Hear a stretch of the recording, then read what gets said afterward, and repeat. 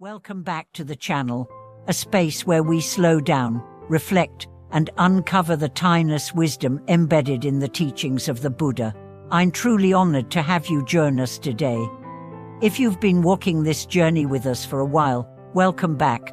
And if this is your first time, thank you for stepping into this quiet corner of the world where we seek clarity, peace, and truth. Today, we're going to explore a single sentence, a deceptively simple line that, once understood, can illuminate your entire life. The sentence is this: the suffering you endure, the injustices you accept, the responsibilities you carry, the wrongs you act one for, the pain you withstand, all will eventually become light that illuminates your path. At first glance, this may sound like a poetic encouragement, something you'd find in a book of inspirational quotes. But under closer inspection, it reveals the profound essence of the Buddha's teachings on karma, suffering, transformation, and liberation. And today, we are going to unpack this one line, not through theory, but through lived experience, personal reflection, and timeless Dharma truths. Let's begin with the first part, the suffering you endure. Suffering is central to the Buddhist path.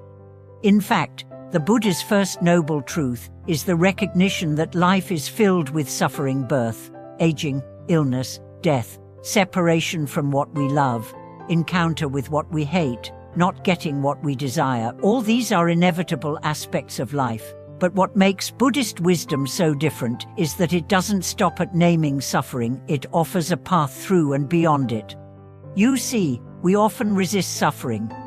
We deny it, distract ourselves from it, numb ourselves with entertainment, food, substances, work, or spiritual bypassing.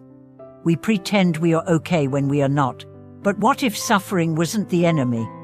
What if it were the doorway? The Buddha didn't promise a life free of pain. He promised a path to transcend it, not by avoiding it, but by understanding it. Think about a time you truly suffered. Not mind renounce, but soul-deep suffering, grief, betrayal, failure, illness, loss.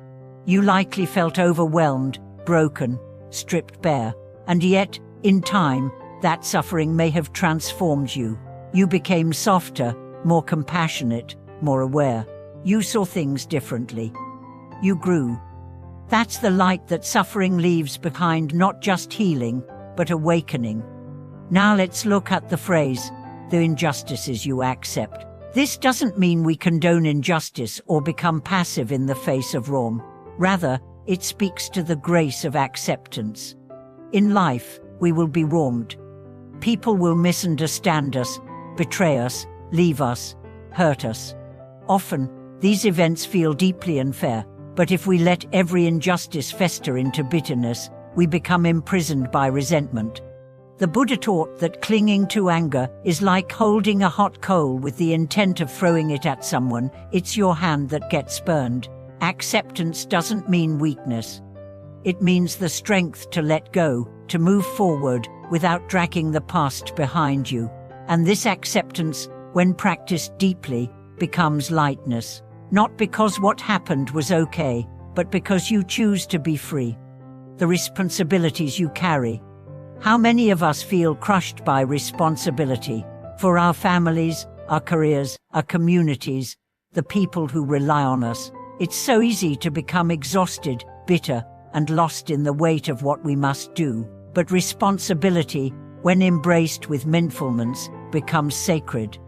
The parent caring for a child, the teacher guiding a student, the doctor tending to a patient, all are acts of love when done with presence.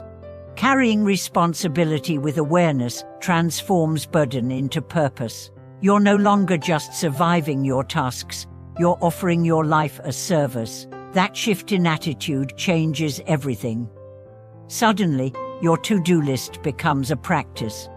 Your obligations become a field of compassion, and slowly, the weight you once resented becomes the light you carry forward. The wrongs you act one for. We've all done things we regret, words spoken in anger, actions taken in selfishness, decisions made in ignorance. Buddhism doesn't ask us to deny our mistakes, it invites us to confront them with honesty and courage. Atonement isn't about shame. It's about truth. When you look at your past and say, "Yes, I did that, and I want to make it right," you begin the path of purification. True atonement involves remorse, resolution, and right action. You don't just feel sorry. You change, you grow, you repair, and in doing so, the very acts that once brought you shame become the soil in which humility and wisdom grow.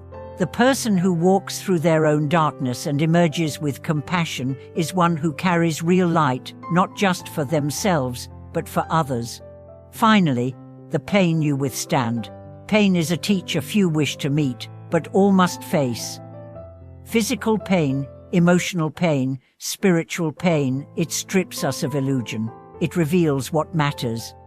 It forces us to let go of false identities and find out who we really are.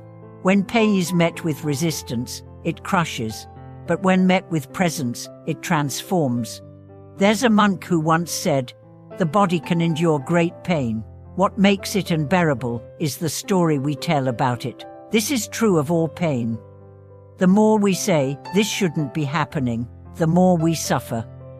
But when we say, "This is happening, let me meet it fully," as something shifts, we stop fighting, we start listening, and in listening, we find the message behind the pain.